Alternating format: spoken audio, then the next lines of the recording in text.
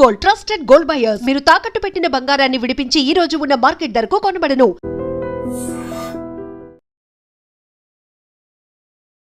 Road ప్రమాదాల నివారణలో భాగంగా అలాగే ట్రాఫిక్ ఆంక్షలు కఠినతరం చేస్తూ విశాఖ పోలీసులు ఒక కార్యక్రమాన్ని తీసుకొచ్చారు.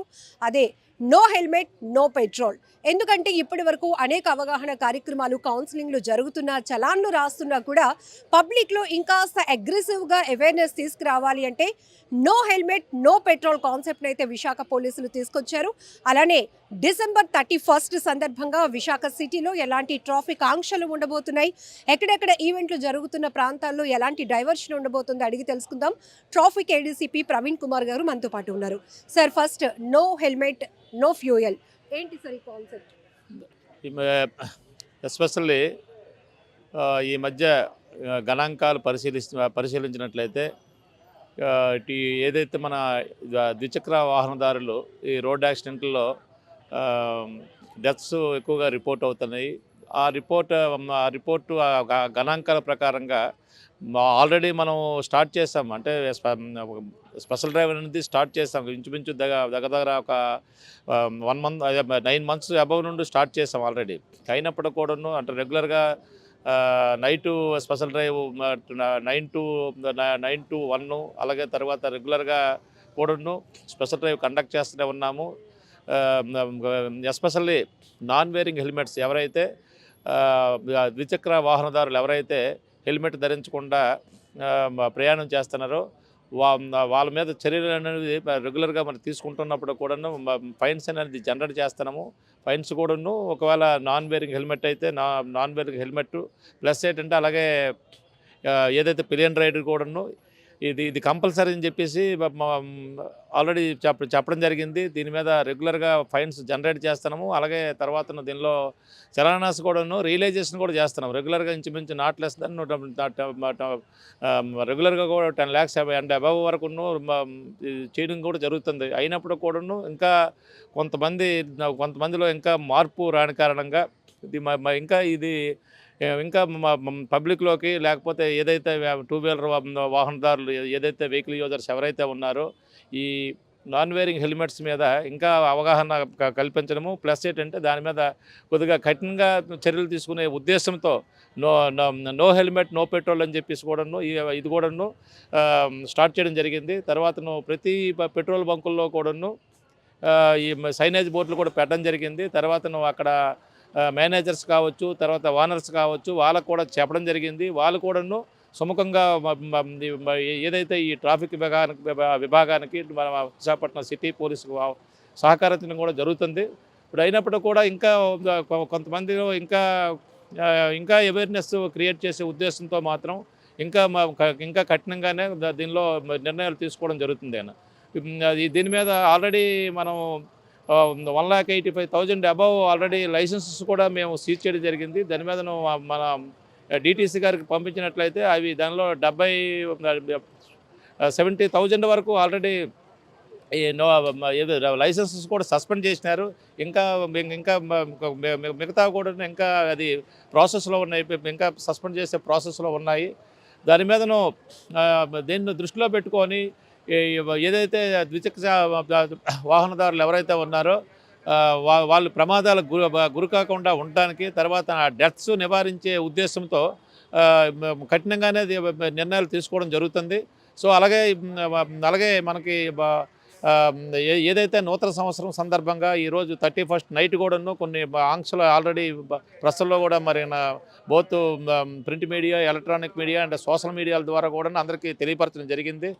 నైటు ఎస్పెషల్లీ నైట్ టైం 8 నుండి మార్నింగ్ వరకు ఏదైతే మీకు ఆల్రెడీ ప్రెస్లో మరి ఈ ఆంక్షలు అనేది మీకు తెలియజేయడం జరిగింది. అలాగే పేపర్స్లో కూడా విస్తృతంగా ప్రచారం కూడా జరుగుతుంది.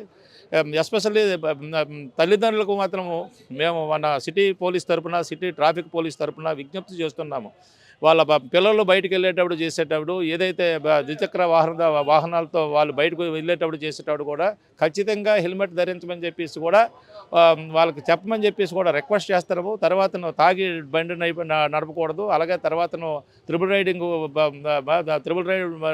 రైడింగ్ కూడా చేయకూడదు. అలాగే హెల్మెట్ లేకుండా, లేకపోతే పిల్ అండ్ రైడ్ కూడా హెల్మెట్ లేకుండా కూడాను డ్రైవ్ చేయకూడదు. అలాగే తర్వాత సీట్ బెల్ట్ కూడా ఖచ్చితంగా ధరించాలా.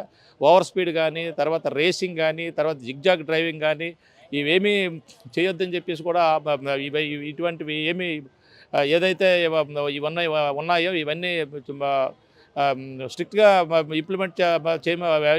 ఇంప్లిమెంట్ చేస్తాము. ప్లస్ ఏంటంటే వాళ్ళకు మన విశాఖ ప్రజలకు కూడాను మా సైడ్ నుండి విజ్ఞప్తి కూడా చేస్తున్నాము. సార్ ఇంకొకటి ఉంది సార్, పబ్లిక్ నుంచి వచ్చిన ఆలోచన ఏంటంటే తాగమని లిక్కర్ షాపులకి పర్మిషన్లు ఇస్తున్నారు, ఓపెన్ చేసి ఉంటున్నాయి, ఇటేమో పోలీసులు ఇలా ఫైన్లు రాస్తున్నారు అని. పర్టికులర్గా డ్రంక్ అండ్ డ్రైవ్ కేసులకు సంబంధించి పబ్లిక్ ఏం చెప్తారు? ఇప్పుడు దీనిలో అంటే ఏవైతే లైసెన్స్ షాపులు ఏవైతే ఉన్నాయో, తర్వాత బార్స్ అండ్ లిక్కర్ షాపులు ఏవైతే ఉన్నాయో, బార్స్ అండ్ ఏవైతే రెస్టారెంట్స్ గట్రా ఏవైతే ఉన్నాయో అందరికీ లైసెన్స్ ఇవ్వడం జరిగింది. తర్వాత ఏంటంటే అక్కడ కూర్చొని తాగి చేసినట్లయితే ఎటువంటి ఇబ్బంది లేదు. అలాగే తర్వాత వాళ్ళు ఏదో పర్చేజ్ చేసి ఇంటికి తీసుకెళ్ళి తాగినట్లయితే ఎటువంటి ఇబ్బంది లేదు. తాగి మాత్రం ఏంటంటే తాగుతూ డ్రైవ్ చేయొద్దని చెప్పేసి మాత్రం ఇది మాత్రం కొద్దిగా దీని మీద ఈ రోడ్ యాక్సిడెంట్లు అయ్యి తర్వాత వాళ్ళకి డెత్ ఏదైతే కాజింగ్ ఏదైతే ఉందో ఇది రిస్ట్రిక్ట్ చేసే ఉద్దేశంతో ఈ డ్రైవ్ అనేది కండక్ట్ చేయడం జరుగుతుంది. తర్వాత ఇవన్నీ ఏవైతే motor vehicle act rules regulations ఏవైతే ఉన్నాయో, rules and MB act provisions ఏవైతే ఉన్నాయో ఫాలో అవ్వమని చెప్పేసి రిక్వెస్ట్ చేస్తున్నాం. సార్ ఈ రోజు 31st night full celebrations beach రోడ్లో ఉంటాయి. బీచ్ రోడ్లోకి వెహికల్స్ అలౌ చేస్తున్నారా? లేదు, టోటల్గా బీచ్లోకి అయితే మాత్రం వెహికల్ ఏమి అలౌ చేయడం లేదమ్మా. 2 వీలర్స్ కావచ్చు, తర్వాత 4 వీలర్స్ కావచ్చు, వీళ్ళందరికీ స్పెసిఫై చేసాము. ఏది 4 వీలర్ పార్కింగు, తర్వాత 2 వీలర్ పార్కింగు, ఒకటి ఏపీఐసిసి గ్రౌండు, 2 మన ఏయూ ఎగ్జిబిషన్ గ్రౌండు, అలాగే తర్వాత సిపిఆర్ల 1, 2, 3, అలాగే తర్వాత గోకుల్ పార్కు, తర్వాత ఇవన్నీ ప్లేసెస్లో కూడా కొంత పార్కింగ్ ప్లేస్ ఉంది. అలాగే తర్వాత ఇటువైపు వచ్చేటడికి మన ఏది డచ్ అపార్ట్మెంట్స్ ఆపోజిట్ కూడాను ఇవన్నీ పార్కింగ్ ప్లేసెస్ ఉన్నాయి. అవి ప్రాపర్గా యూటిలైజ్ చేసుకొని అక్కడ పార్క్ చేసుకొని వచ్చి వాళ్ళ సెలబ్రేషన్స్ అయితే చేసుకోవచ్చు. ఎవరికి ఎటువంటి ఇబ్బంది కలగకుండా చేయకుండా సెలబ్రేషన్స్ అయితే చేసుకోవచ్చు. సార్ రోడ్డు ప్రమాదాలు ఎక్కువగా ఏ సమయంలో జరుగుతున్నాయి? ఏ కారణాలు ఏంటి? సెల్ఫ్ యాక్సిడెంట్లో కూడా మనం చూస్తూ ఉన్నాం. సో అలాగనే వెహికల్ హిట్స్ ఇట్లా దీనిలో ఎస్పెషల్లీ మనకి ఏదైతే ఇప్పుడు ఆఫీసులకు వెళ్ళే టైమింగ్స్ అంటే 8 నుండి 11 కావచ్చు, ఈవినింగ్ 5 to 9 or 10 కావచ్చు. వీటి మీద ఏంటంటే ఆ టైంలో కొద్దిగా అర్రీబురిగా వెళ్ళడాలు చేయడాలు, తర్వాత అదే టైంలో కొద్దిగా ర్యాష్గా వెళ్ళడం చేయడం కూడా జరుగుతుంది. ఆ టైమింగ్స్లో మాత్రం కొద్దిగా యాక్సిడెంట్లు అవుతున్నాయి. అలాగే NH 16లో కూడా జరుగుతున్నాయి ఇక్కడ. అది దాని మీద ఏంటంటే వీటి మీద ప్రత్యేకమైనటువంటి టీమ్స్ని గట్రా ఫామ్ చేశాము. తర్వాత RS మొబైల్స్ ట్రాక్అవుట్స్ ఇవన్నీ వర్క్ చేస్తారు రోడ్ యాక్సిడెంట్ల నివారణ కొరకు. సార్ ఎక్కువగా యాక్సిడెంట్ల జోన్లో వైజాగ్ సిటీలో చూస్తే ఎక్కడ అంటే ఎస్పెషల్లీ మనం అయితే మాత్రం ఒక 68 బ్లాక్ స్పాట్స్ అయితే ఆల్రెడీ ఐడెంటిఫై చేస్తాము. తర్వాత అది మళ్ళీ రివ్యూ చేసే ఈ ఎండింగ్లో రివ్యూ చేస్తున్నాము. రివ్యూ చేసిన దాని మీద కొద్దిగా కొన్ని ప్లేసెస్ అయితే మాత్రం కొంతవరకు యాక్సిడెంట్ ప్రోన్ ఏరియాస్ కూడా తగ్గుతున్నాయి కదా.